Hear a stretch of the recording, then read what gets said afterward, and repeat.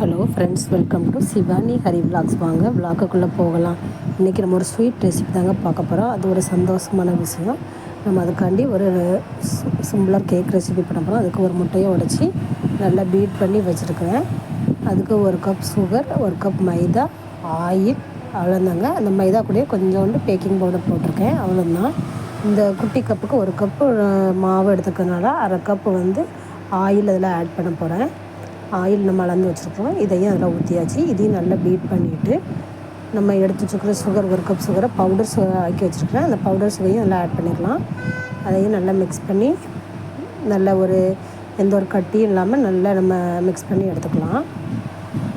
நல்லா கைவிடாமல் நல்லா அடிச்சுட்டே இருந்திங்கன்னா ஈஸியாக வந்துடும்.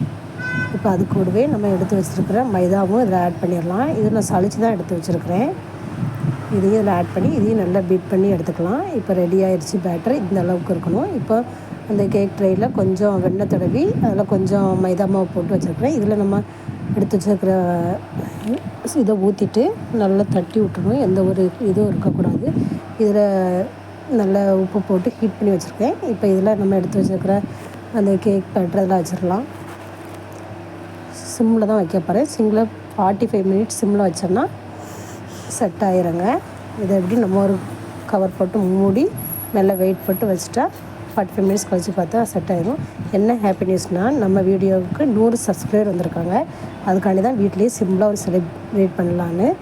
Thank you for all your support. Thank you.